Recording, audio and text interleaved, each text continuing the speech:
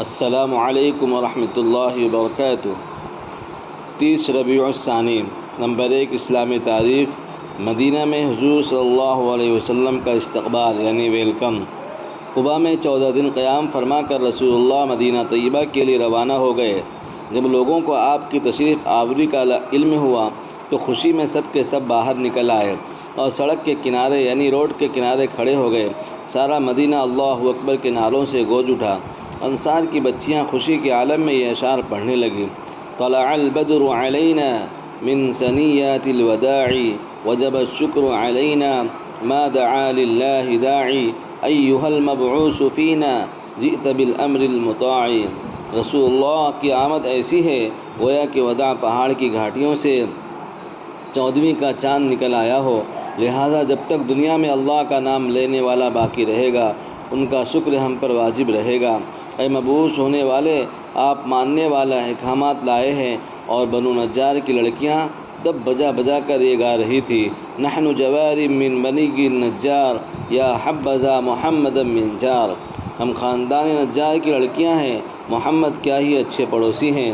حضرت انس بن مالک رضی اللہ عنہ فرماتے ہیں کہ میں نے کوئی دن ایسا نہیں کہ اس سے زیادہ حسین اور روشن دیکھا ہو جس دن رسول اللہ ہمارے یہاں مدینہ تشریف لائے۔ نمبر 2 حضور کا معجزہ۔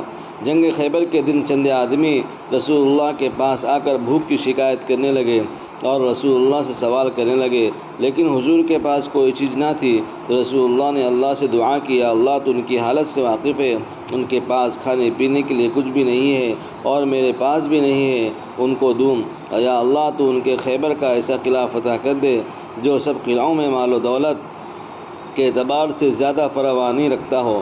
چنانچہ اللہ تعالیٰ نے صعب بن معاذ کا قلعہ فتح کر دیا جو خیبر کے سب قلعوں میں مالدار تھا۔ نمبر 3 ایک فرض کے بارے میں۔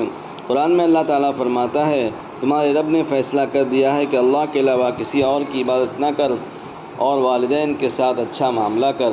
خلاصہ ماں باپ کی خدمت کرنا اور ان کے ساتھ اچھا برتاؤ کرنا فرض ہے۔ نمبر 4 ایک سنت کے بارے میں۔ بری نظر سے بچنے کی دعا۔ رسول اللہ صلی اللہ علیہ وسلم کو اگر نظر لگنے کا ڈر ہوتا تو آپ یہ دعا پڑھتے: اللہم بارک فیہ ولا تضرہ، اللہم بارک فیہ ولا تضرہ۔ ترجمہ: اے اللہ اس میں برکت عطا فرما اور ضرر سے بچا۔ ایک اہم عمل کی فضیلت۔ رسول اللہ صلی اللہ علیہ وسلم نے فرمایا: جب آدمی اپنے اہل خانے پر ثواب کی نیت سے خرچ کرتا ہے تو یہ خرچ کرنا اس کے حق میں صدقہ ہے۔ نمبر 6 گناہ کے بارے میں۔ قرآن کا مذاق اڑانا۔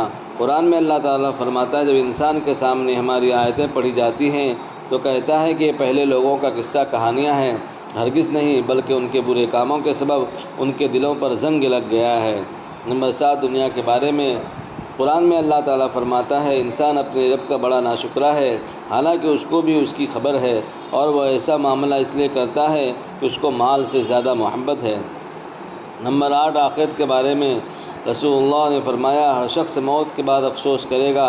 صحابہ رضی اللہ عنہ مجمعین نے عرض کیا: یا رسول اللہ کس بات کا افسوس کرے گا؟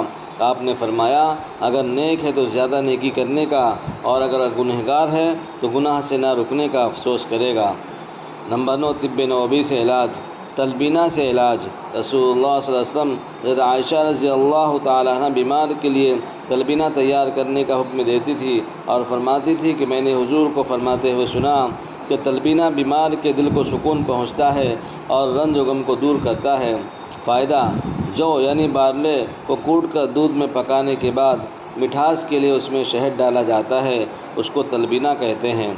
نمبر 10 نبی صلی اللہ علیہ وسلم کی نصیحت۔ رسول اللہ نے فرمایا: تم عورتوں سے صرف اس کے حسن و جمال کی وجہ سے شادی نہ کرو، کیونکہ حسن و جمال ختم ہونے والا ہے، اور نہ ان کی مالداری کی وجہ سے شادی کرو، ممکن ہے کہ مالداری ان کو نافرمانی میں مبتلا کر دے گی، البتہ ان سے دینداری کی بنیاد پر شادی کرو۔ اللہ تعالی ہم سب کو پڑھنے سننے سے عمل کرنے کی اور اس کو پھیلانے کی توفیق عطا فرمائے۔ آپ بھائی بہنوں سے دوستوں سے گزارش ہے کہ آپ ہمارے چینل کو سبسکرائب کریں، لائک اور شیئر کریں اور قیمتی باتوں سے ہمیں کمنٹ باکس میں ضرور نوازیں۔ شکریہ۔ والسلام علیکم ورحمۃ اللہ۔